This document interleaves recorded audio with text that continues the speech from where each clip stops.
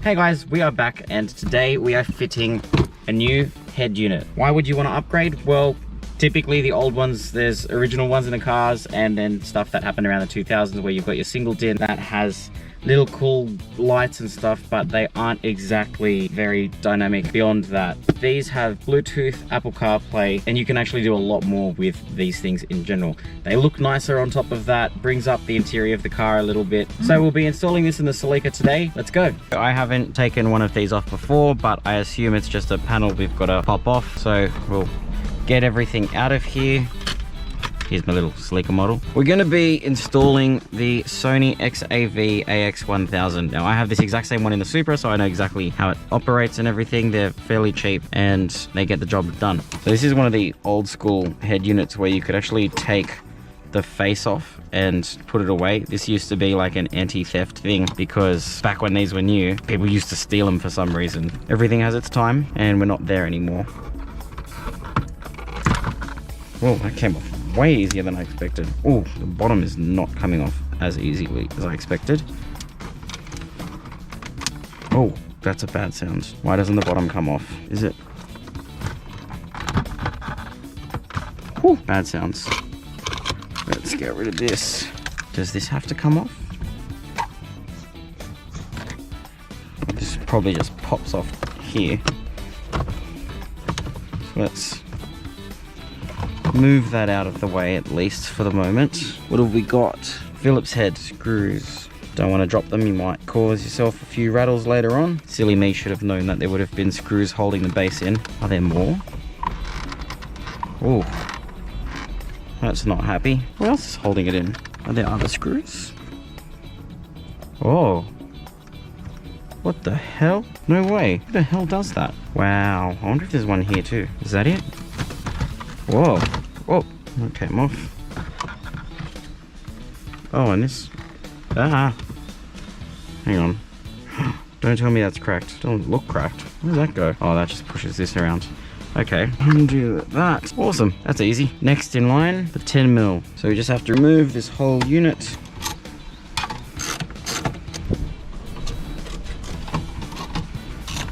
Much faster process than the Supra. The Supra has all of the top trims that line up with the middle trim, so you can't take off the middle trim without taking the top trim and the center trim. This one seems almost too good to be true.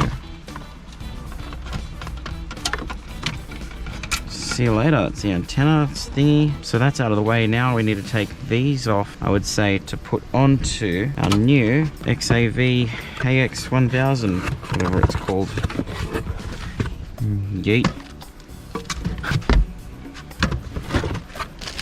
This will be a different plug, so we're gonna have to chop and stick together the correct wires from this end to this so that this actually works. That's gonna be the slightly longer part to this job. The guys have obviously chopped it in the past to put on their own head unit, which means this tape is rubbish and everything here is either soldered or twisted and taped. They actually did solder this, which is impressive. Well, it's not that impressive, but they did solder it. And I'm glad everything's labeled. Makes it a lot easier when it's labeled. Damn, whoever did this liked taping. Okay, so here the paperwork is necessary. Now we've got all the tape off these. I've also disconnected the battery, which I didn't do before because we've got a little bit of a spark happening. Definitely disconnect the battery. I forgot to do that earlier. Anyway, back here we've got all of our labels on the car's side. On this, however, we've got nothing, so that's all here in the paperwork. We need to do the front left speaker, which is going to be the white wire and the white and black stripped wire, which conveniently actually on the car is also front left as white. And we've got the grey, and the grey and black stripe is the front right, which is also here. That's front right. Oh, this must be a universal thing for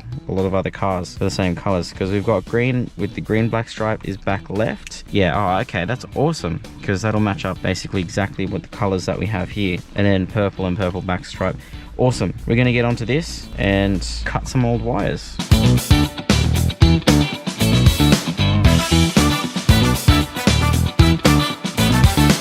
Bye-bye.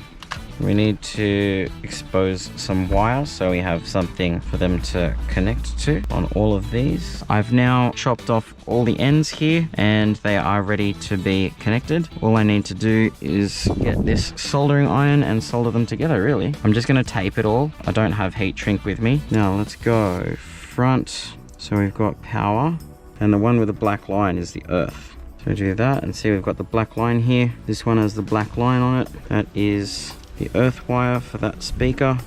And I'll do this for all of them before I bother soldering, so I can do it all at once.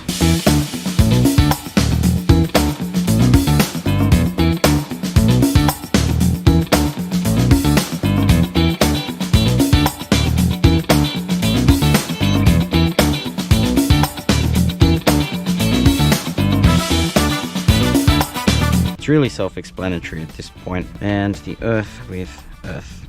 Now separate to this, you're going to notice this little one that says park brake, and what this is supposed to keep the head unit off while you're driving, while the handbrake's down, and as a safety, the only way you're allowed to see or use this is when you put the handbrake up.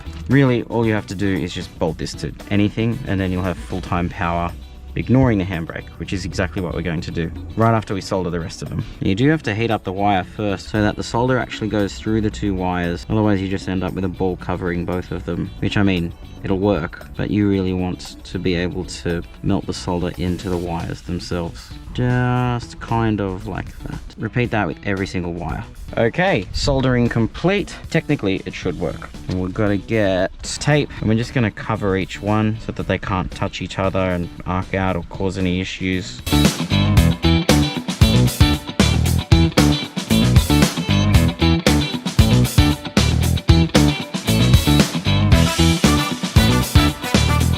Okay, now let's go put this battery back on, plug this in, watch it turn on, and we're going to have to come back.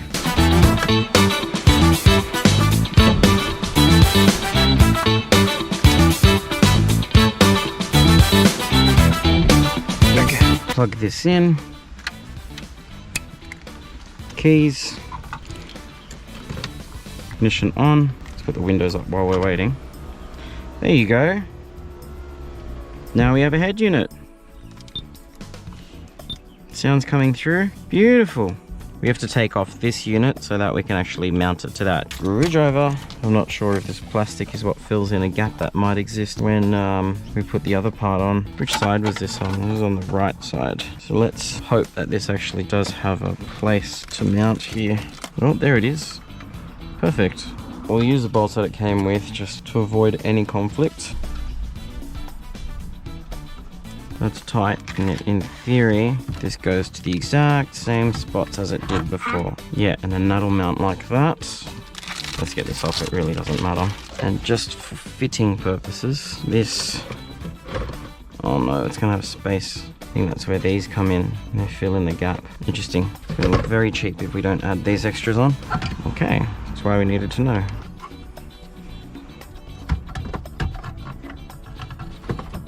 And then this can go in there. Top to bottom clears, and then that fills the gap. Perfect. Awesome.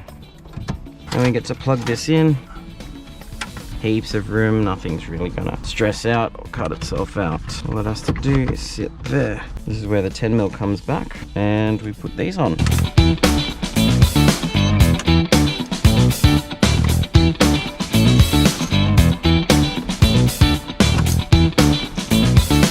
The antenna I forgot to do.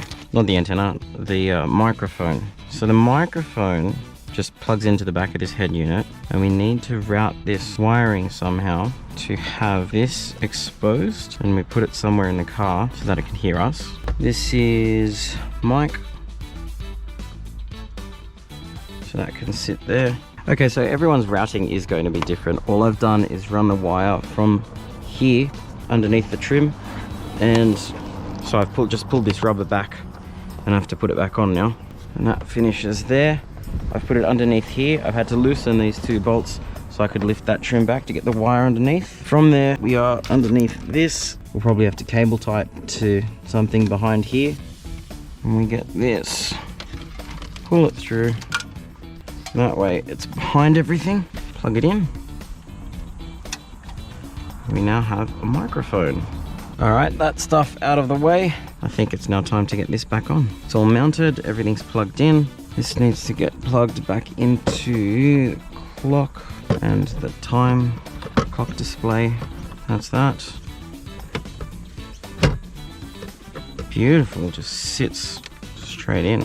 This can sit back in here.